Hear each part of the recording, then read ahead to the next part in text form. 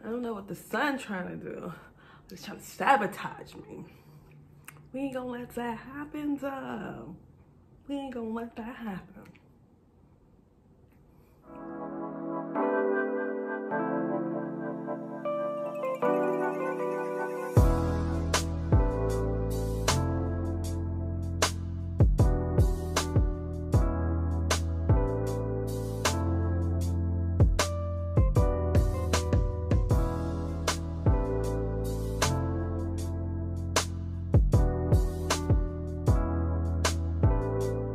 Guys, and welcome back to my channel. It's your girl Fee here. I don't know why I always feel like I need to go down the decibel every time I start my video. The sun is killing me. But welcome and welcome back. If you're new here, click that subscribe button. Help your girl get to 1,000 subscribers, you know. And if you're watching this in the future and I already got 1,000 subscribers, still help me out. Still subscribe, still give your girl a like. Leave me a comment, because if you're the first person to comment on this video, you are then pinned to the top because you was first. And you fuck with me and I fuck with you. And that's how we giving it up. It's all love. Welcome to the family. If you're returning, big hugs. Family, what's up?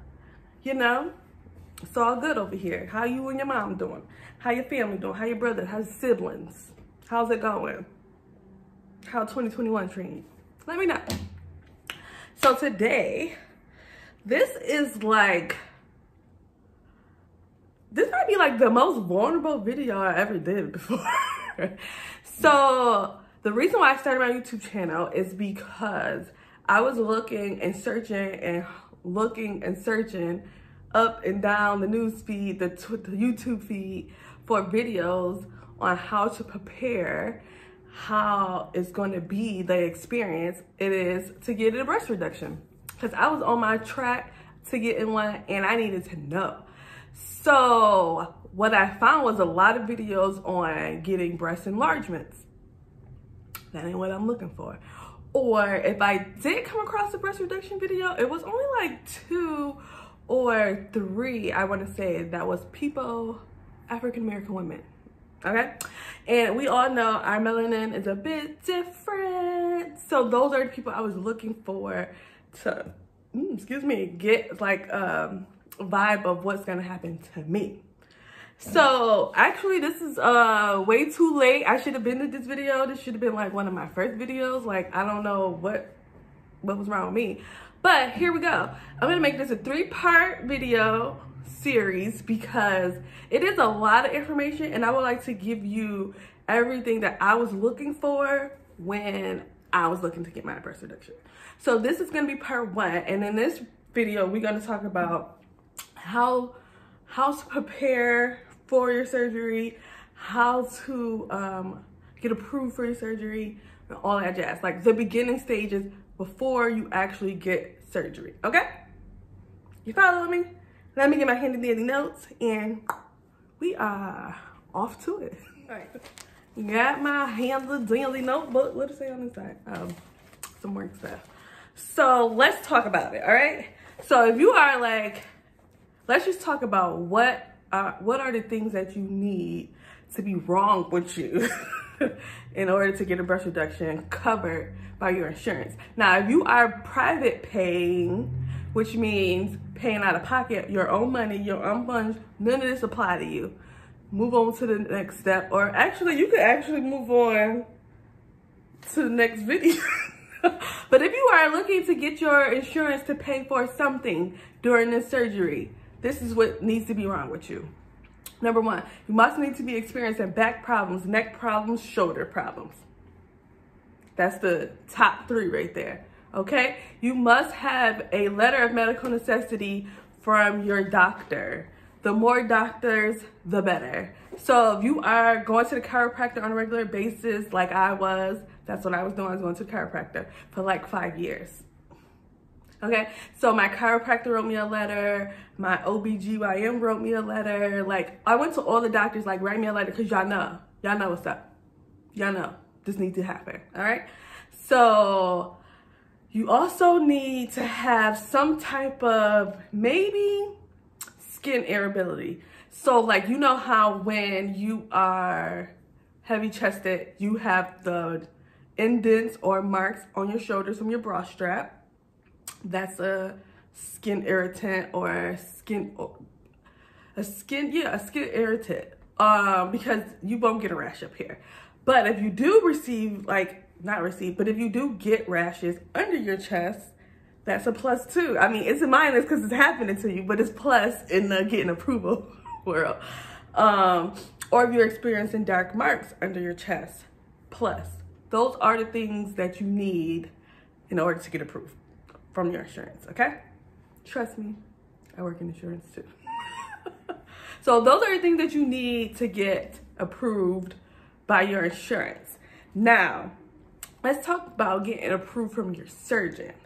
Some surgeons, let's just talk about it. Let's just really talk about this, okay?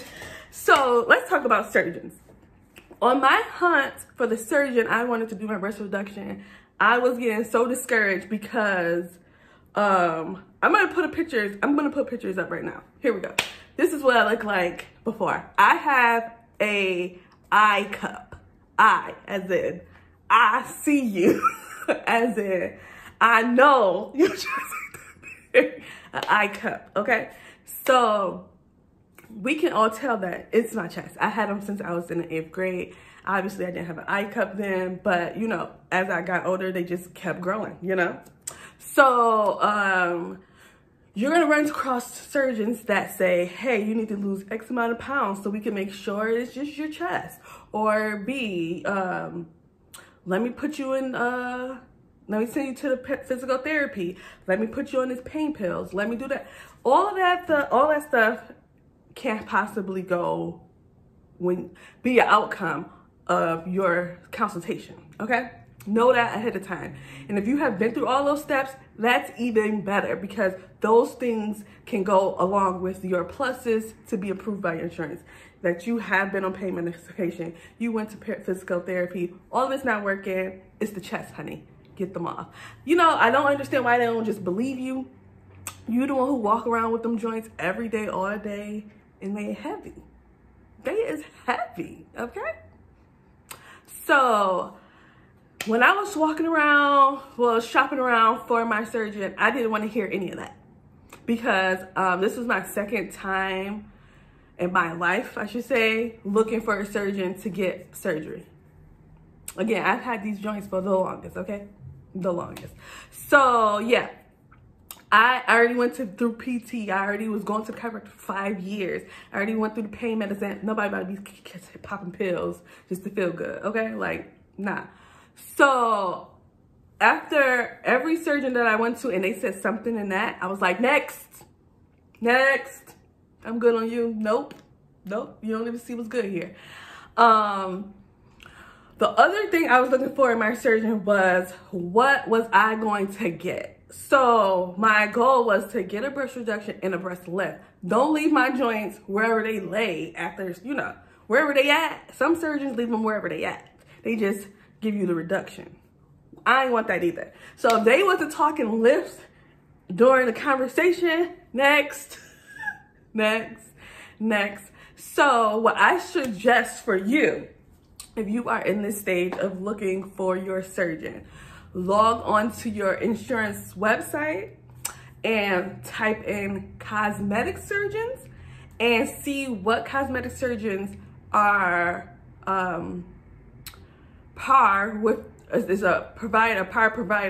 participating provider with your insurance. That's your go around right there. So we all know that we all know that cosmetic surgeons are for the vanity of the surgery. Obviously, they do good work, but they're here to make sure you look good when you leave. You're satisfied when you leave. Not just, I did my job, your breast has been reduced, go on about your business. No, they're here to let you make sure you feel good. So that's what I did. I searched my insurance is participating providers and found a cosmetic surgeon. Bam, go to my consultation and he said everything that I needed him to say. And you are the winner. Sir, you won. You get to do my surgery. So when I went to my consultation, he automatically said, yes, girl, it's your breast. They're large. They're really large. How do you walk around like that all day? So that was number one for me. Yes, he already knew. So he's like, no, you're approved. And then we talked about what I needed to be done and said for my insurance to cover it. So then he gave me the tips and the tools, you know, have you ever been on medication? Yes. Have you went to PT? Yes. Can you get a letter? Yes. So I got my letters. They take pictures. They take pictures to submit to your insurance because you have to prove the, you know, the indents, the skin irritants, the things that's wrong with your skin, and the size of your breasts. So you do have to take pictures. But from off jump, being in his office, he's like, you're approved. I'm gonna lift them. And you know, that was all I wanted to hear. You was gonna lift them, you approved, and I don't gotta lose weight. So for me, that's what I wanted to hear. So that's why I picked him. So if those are the things that you're looking for, yeah, I want to get a breast reduction, but I also want them to be sitting pretty. You want them to be sitting pretty? I think that might be your go-to. Listen, but go with what you know or what you figure out. This is just my experience, and you know, anytime I hear somebody talking about a breast reduction, this is the advice I got for them because I was shopping, okay? I went to all the people my doctors referred me to, and they was not talking what I needed them to say, okay? So, we talked about what you need to get approved from your insurance, and we talked about what's the best way to shop for your surgeon. So I suggest that you write down what you want from your surgery and then go with that in mind when you shop for surgeons, okay? Don't let them tell you something that you don't want to do, okay? Because you got to live with that surgery afterwards, okay? And you don't need to be having to go back to get surgery again because this first surgeon didn't do it right. So also, when you pick your surgeon, make sure you see pictures of people that look like you. Okay, so if he never or she never worked with an African-American person, I don't think you should pick that one. Because we're gonna move on to how to prepare for your surgery. So when they have never worked on that type of skin tone or skin, they may close your where they cut you at a way that irritates or leaves bad scars on your skin. So you want to make sure the surgeon that you pick. Let me see some black people. You did surgery on some black people? Can I see some pictures? So my surgeon did, and that's why I picked them, okay? So the next thing. Listen, if you have any questions, comments, or concerns, put it in my description and I will add it to the next video, okay? No problem. So I talked about the problems you need to have, how to get paid for your insurance, and the approval of your doctor. So if you are paying out of pocket and your surgeon already approves that, yes, you just need this breast reduction, you don't need to lose weight, you don't need to do all that jazz, this is son. All right, so if your surgeon already approves for all of that, you good to go, you paying out of pocket, you move on to your next steps, which will be scheduling for your surgery. All right, so here was my timeline. I found the surgeon finally, probably about March of, dang, has it been 2 years? 2018, 2019? I got my second surgery in 2019. Okay, so I found him in 2018, March of 2018. And then I got approved, I want to say May of 2018. And then my surgery was in October, the end of September 21st of 2018, okay? So that was my timeline, March to September.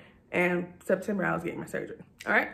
So then let's talk about, we talked about approval, do you need insurance to pay, blah, blah. Okay, so insurance, really quickly. Now, what you will have to pay out of pocket depends on the plan that you have, okay? So I had a high deductible plan, so I had to pay my deductible before the insurance kicked in. So my deductible was $1,500, so that's what I had to pay in order to get my surgery. Now, I'm not gonna say I paid $1,500 up front, I mean, altogether at one time. I had to pay like co-pays or deductibles at my office visits because he's technically a specialist, so that comes off your deductible. My hospital stay, because I had to stay for one night, was $150, so that also came off my deductible. So it was like different things I had to pay for, and it totaled up to $1,500. Okay. So if you have a regular insurance plan, chances are your insurance will cover majority of it, if not like 90% of it, and you just have to pay the copay, which is probably going to be your hospital stay and probably your copay for your anesthesia. Okay, so let's move on to we talked about getting approved, blah, blah, blah. Okay, so let's talk about preparing for your aftercare. So most people, I think I was like a unique situation, because again, I was an I cup and now I am a triple D. Okay, and that's the other thing about my surgeon. He asked me where did I want to go, and I told him in the D family, and he got me there. Okay, it was a long move. We went from I to D, but this is why what I'm about to say next is kind of important to know, where I started from and where I came to, because everybody's not going to be going through this. You know, some people are getting breast reductions and they have a triple D, and they go down to like a B or C, which, you know, it's a little different. When you was in the big joints, surgery a little different. So I was out for 2 months. Okay, I was out of work on bed rest for 2 whole months. So let's talk about aftercare, because you need to purchase these things before you have surgery. So if you're like me and you're short, your bed is tall, you need to get a footstool.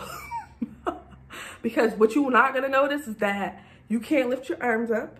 So climbing into something, that's out, because you gotta remember, this all is where your surgery is at. So all this upper body stuff, you can't use it. You are going to want to either purchase like a chair or a pregnancy pillow, the big pregnancy pillow, because for the first month, it was for me, for the first month, I could not sleep on my stomach. You could only sleep on your back. So I slept in a chair because I couldn't.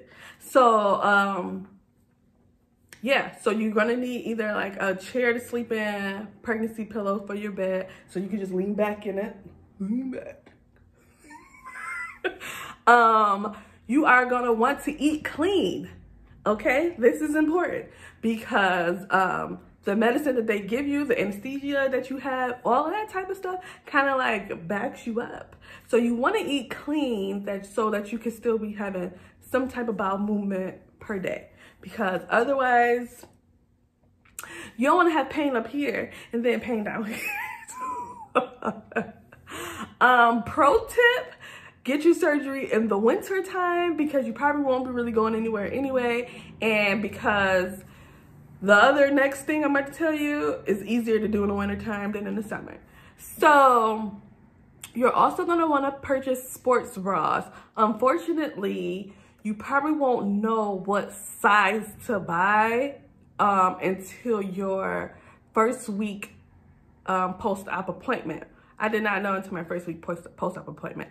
And at my first week post-op appointment is when they took off the dressings and the surgical bra and tell you that you need to wear sports bras for the rest of your life.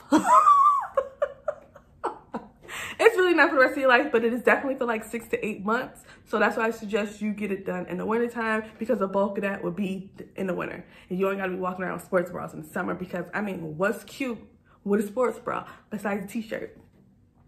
Nothing. Besides a sweatshirt and a hoodie, nothing. So pro tip, get it in the winter. So, I mean, I just want you to allocate some funds, so when they tell you that you got to go buy these sports bras, you could go do it. Other pro tip is do not, I mean, you're gonna buy them anyway, because I mean, it is what it is, but in the beginning, I would say for your first couple weeks, buy the sports bra that zip up in the front, not the one that goes over your head, because again, all of this is jacked up. So lifting up, trying to pull the sports bra down, everything's sore, everything is healing. If you end up getting stitches, you don't want to be pulling the sports bra over that, okay? So you want to get the ones that you pull in zip up, okay? So eat clean, buy step stools, because even when it's time to get in the shower, you can't take a shower for the first week until you get your dressing and taken off. So you can't even take a shower for the first week. So you want to buy a step stool to get in the shower, because again, you're going to realize how much upper body stuff that you do that you didn't know that you did before. So making it easy for you is to buy these type of things that help you not have to use that, okay? So buy a step stool for your shower so you can just step on the stool and step over into your shower, because pulling yourself over, baby. Now, the next thing I would say for aftercare is to have a person. It is really cool to have a person help you out with this type of stuff, because the first 3 days, because I stopped taking my medicine after the first 3 days, the first 3 days, you are high as a kite, okay? You're asleep, you're healing, everything hurts, like it hurts. You got drains coming out of you, it's crazy. So having a person helps really, really well, okay? So, yeah, I think that's pretty much it for the things that you need to prepare for before getting your surgery. So the next 2 videos are going to be, the next one's going to be leading up the day before. Actually, I'm going to leave you guys with the video, because I kind of videoed through it, like vlogged in my own way through my surgery recovery time. So these videos will have those videos in it. Yeah, so look out for part 2 and part 3 that gives you even more information about the surgery day, after surgery, the day of surgery, and what happened a year later, because I ended up getting 2 procedures. So yeah, thanks for, you know, rocking with your girl. This is a video actually been a long time coming. I should have been did it, but here I am, you know, better late than never, right? So you are looking to get a breast reduction. Hopefully this was helpful for you leading up to getting your surgery, because I gave you the tips and the tools leading up to the surgery, because right now we're at the point of I'm going in for surgery. So here is the video of the day before I went into surgery. If you listen to the latest episode of Salon Talk, I said I will try my best to document my breast reduction surgery, which is tomorrow. Today, I only got my markings. And by markings, I mean they really mark the fuck out of you. And currently, I'm 38I, going down to the D family. If you have questions, you can DM me. It's been real. It's your girl, Fee. Make sure you subscribe to my channel. Come on now. Get me lit. It's been real, y'all. Peace.